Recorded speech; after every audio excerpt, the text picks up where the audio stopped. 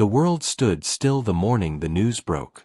Diane Keaton, the woman whose laugh could light up a screen, whose wit could disarm any silence, whose eyes carried both mischief and melancholy, was gone. She was 79. For decades, she had been more than an actress. She was a symbol of originality, courage, and the strange, beautiful contradictions of being human. To her fans, she wasn't just a performer, she was a mirror, reflecting the insecurities, the humor, and the hope we all carry quietly inside.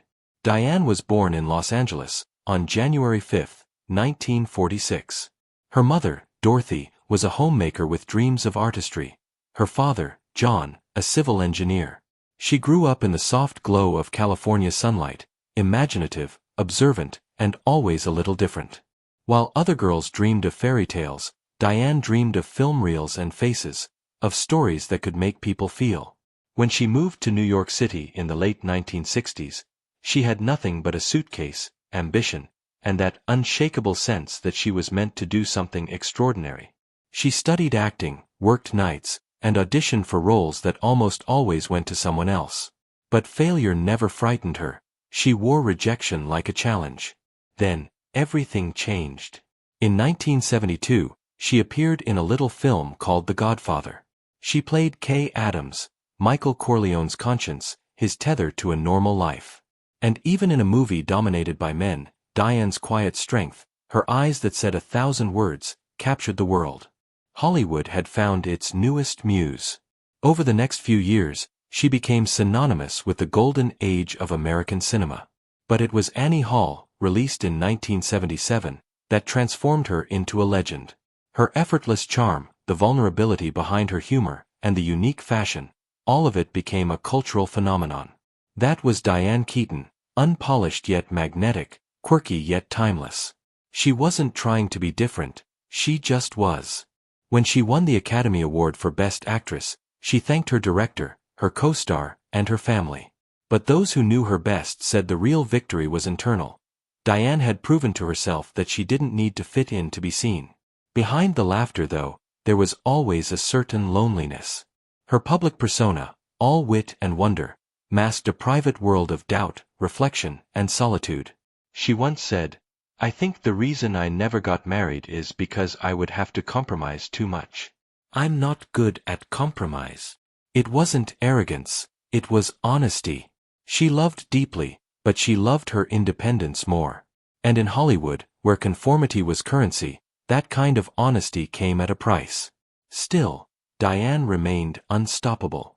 She went on to star in Manhattan, Reds, Baby Boom, Father of the Bride, and so many others, films that defined generations. Each character she played carried a piece of her soul, the nervous laughter, the guarded optimism, the quiet rebellion. People saw themselves in Diane because she made imperfection beautiful.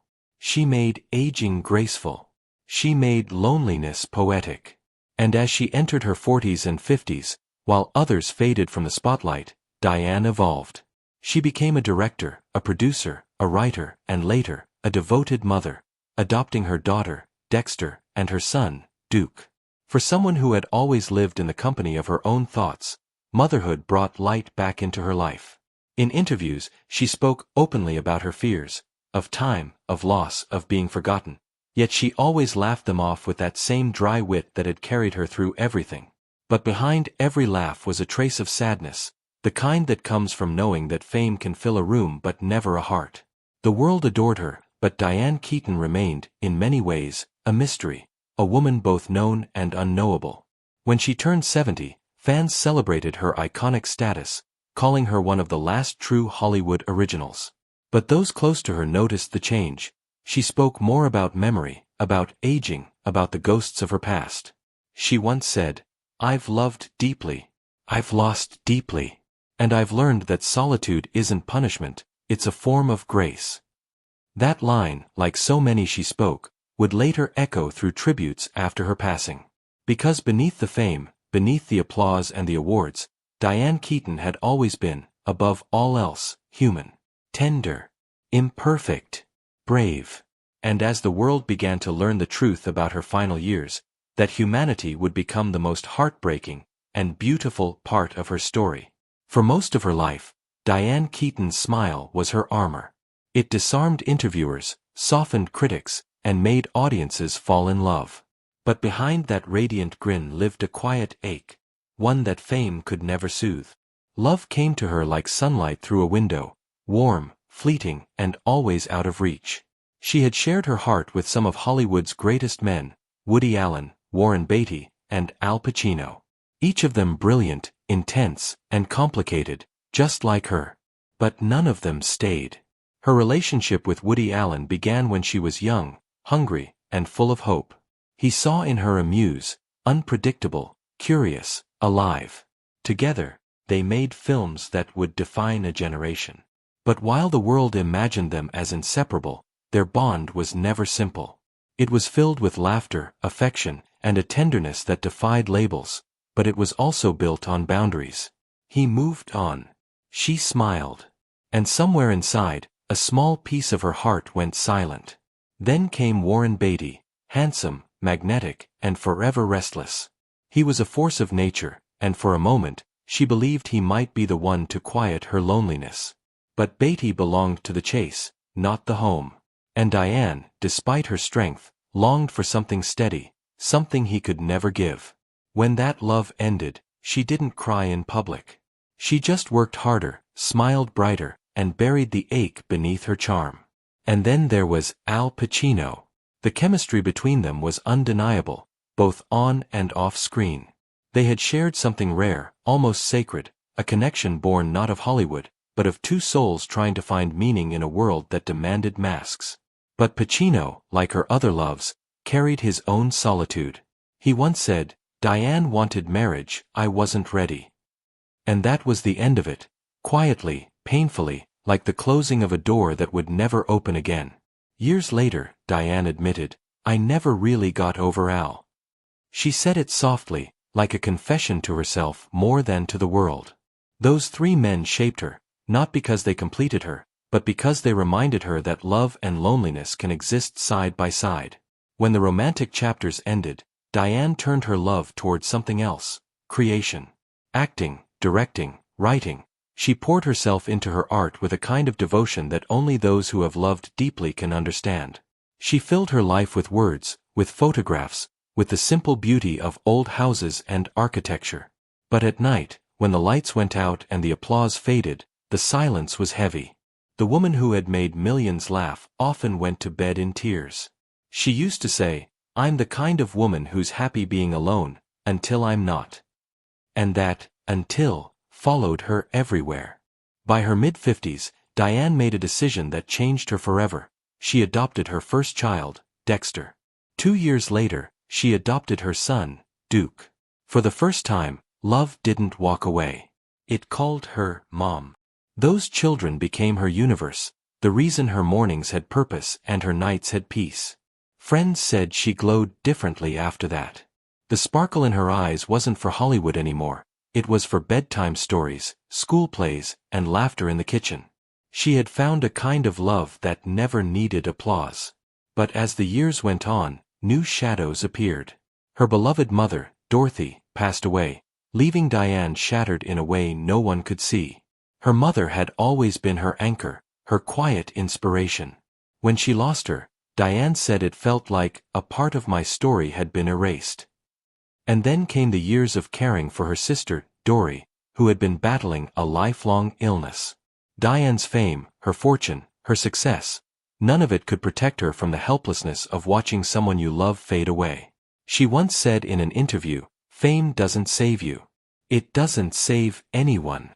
In her 60s, Diane began to retreat from the chaos of Hollywood.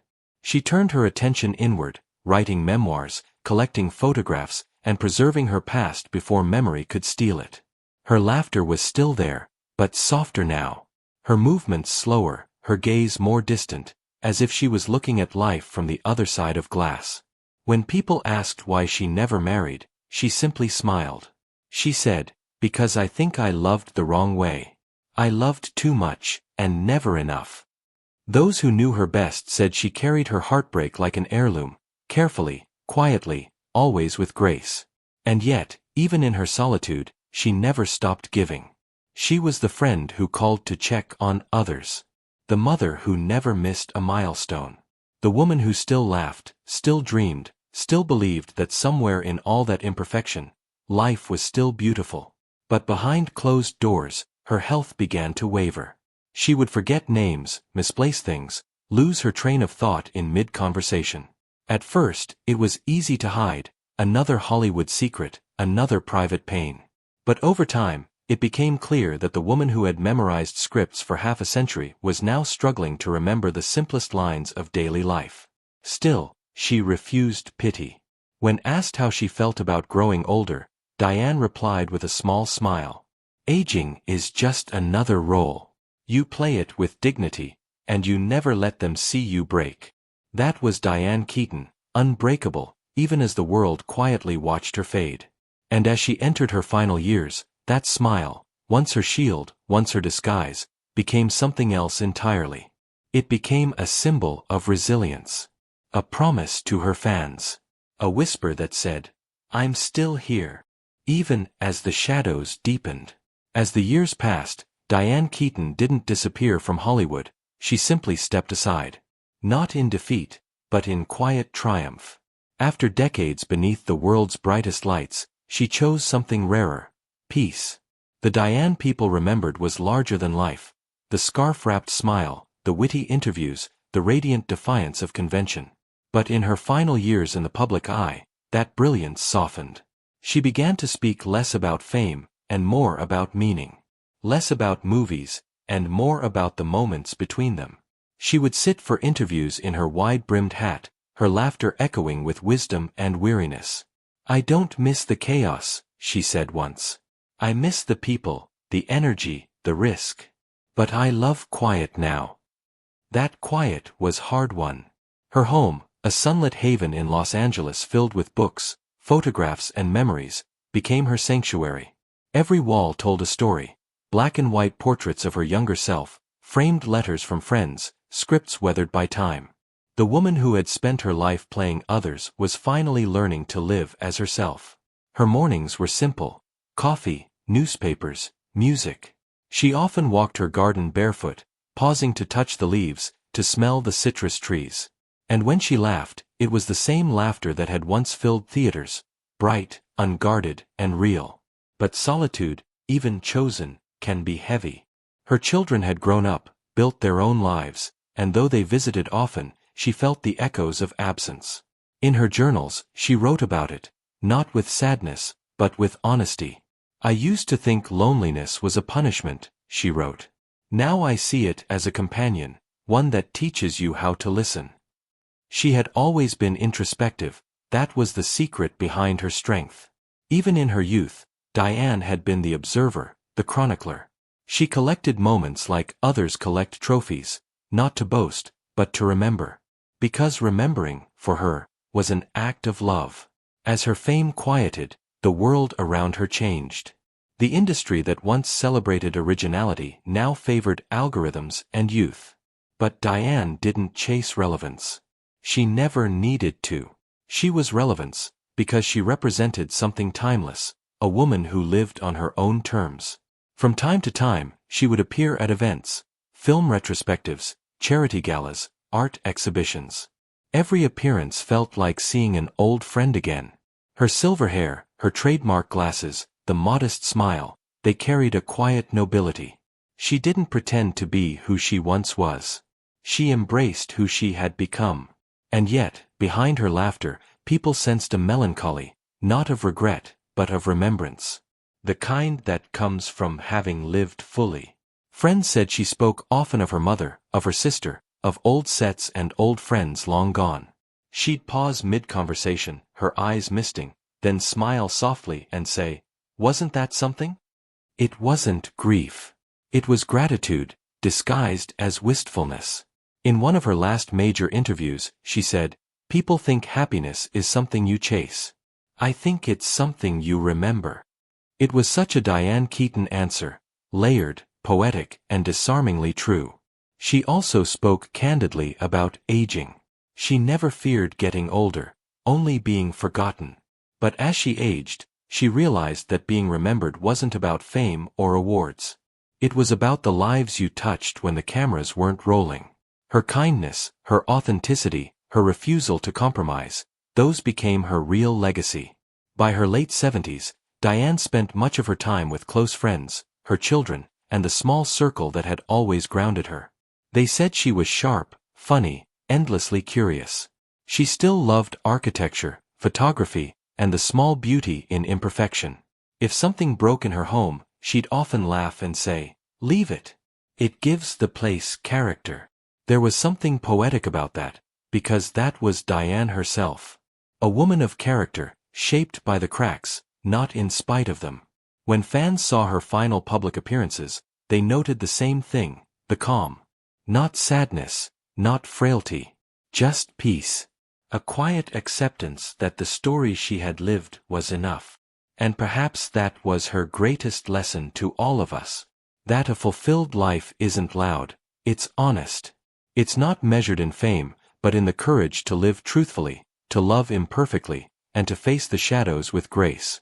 Because even when the lights dimmed, Diane Keaton never disappeared into darkness. She simply learned to glow differently. Not from fame, but from within. There came a moment when the cameras stopped calling. Not because the world forgot her, but because Diane Keaton had given it everything she had to give.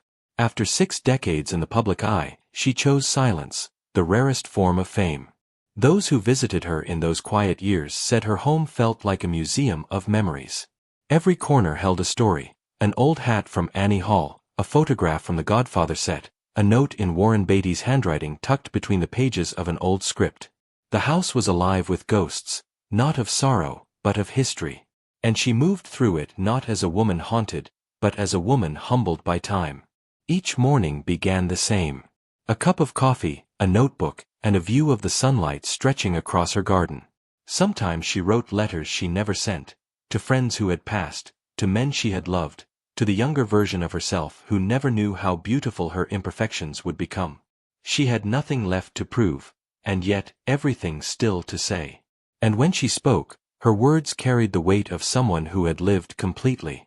In her 70s, she often said she was finally learning to rest.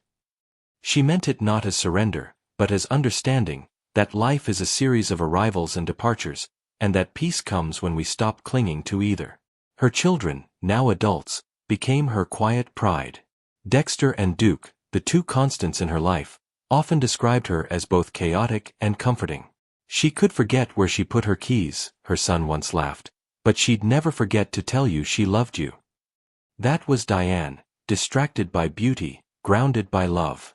Though she rarely acted anymore, she remained a presence in Hollywood, appearing occasionally to honor friends, to present awards, or to give that one speech everyone would remember. Every time she stepped on stage, audiences rose to their feet. Not just for the legend she was, but for the person she had become. Proof that you could age without losing authenticity, proof that art doesn't end when fame does. When younger actresses met her, they often spoke of her kindness. How she looked them in the eye. How she told them to never be afraid of looking foolish. She meant it, because foolishness had been her superpower. It was how she broke through the perfection Hollywood demanded. It was how she made audiences fall in love, by showing them that it was okay to be human. In her solitude, Diane found new rituals. She collected old photographs, documented family stories, and even began writing a final memoir, not about her movies, but about the things no one ever asked her. Her fears. Her losses. The quiet joy of mornings with her kids. The bittersweet truth that love had come and gone, but life, somehow, had stayed. And though she rarely shared these reflections publicly, those close to her knew she was writing her goodbye, not to people, but to time. She wanted to leave behind something that wasn't a performance, but a pulse. Reporters occasionally caught glimpses of her in Los Angeles, walking her dog, visiting art galleries, laughing with friends. Even then, there was something ethereal about her, like someone halfway between the world and a memory. When fans approached her, she greeted them with warmth and curiosity, as if they were the stars. She'd listen more than she'd talk, and when she laughed, that familiar, contagious laugh, strangers often left in tears. Because it reminded them of something they hadn't felt in a long time, sincerity. And maybe that's what made her irreplaceable. Diane Keaton wasn't perfect, but she was real. She was proof that a person's light doesn't fade, it changes form. It becomes quieter, deeper, more meaningful. By the time her public appearances stopped altogether, it wasn't scandal or sickness that took her away. It was time, doing what time always does. And the world didn't mourn her disappearance, it cherished it. Because she had taught us that sometimes the most powerful way to stay remembered is to leave quietly. Film retrospectives began to air: The Godfather, Annie Hall, Reds, Something's Gotta Give. Audiences re-watched them not as entertainment, but as echoes, the record of a woman who made imperfection look like art. Critics spoke of her as the soul of the 70s. Others simply said, she made us feel seen. Even in absence, Diane Keaton remained everywhere, in the cadence of her voice, the tilt of her hat, the warmth behind her defiance. She had become a symbol not of fame, but of freedom. A reminder that you can live boldly, love deeply, and still end up choosing silence, not because you're tired, but because you're fulfilled. In one of her last published reflections, she wrote, "I used to think endings were sad. Now I see they're just quiet beginnings, the part of the story that belongs to everyone else." And maybe that's why the world still speaks her name with such tenderness. Because in the end, Diane Keaton didn't fade away. She transcended. She became part of the background hum of art, laughter, and memory, where the truly timeless belong. There comes a moment in every story when the screen begins to fade. Not to black, but to memory. That's where Diane Keaton lives now. Not in the tabloids, not on red carpets, but in the gentle corner of our collective heart. For decades, she showed us that love could be complicated, that beauty could be strange, that women didn't have to follow the script to be unforgettable. In an industry obsessed with youth, Diane grew older out loud. She wore her wrinkles like wisdom, her solitude like a crown. She didn't chase what faded, she celebrated what remained. And in doing so, she became something Hollywood rarely allows a woman to be: ageless. Her laughter still echoes through old interviews, her quirks still inspire new generations. The hats, the gloves, the quick wit, all pieces of a woman who never stopped performing, even when no one was watching. But beyond the fame, beyond the films, there was a truth she lived by. Never be afraid to stand alone. And she did.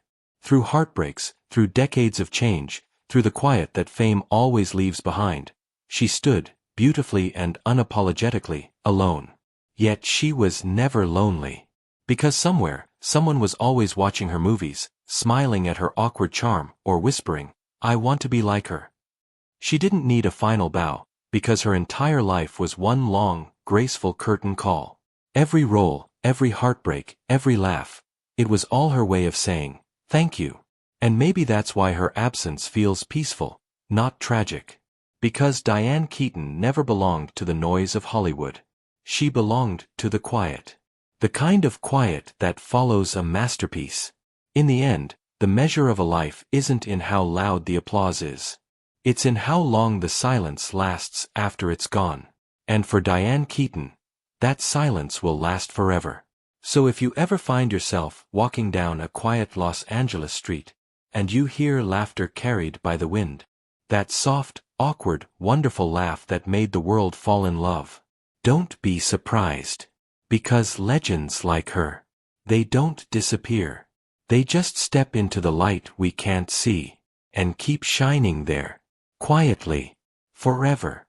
Thank you, Diane, for reminding us that being yourself will always be the most beautiful role you'll ever play.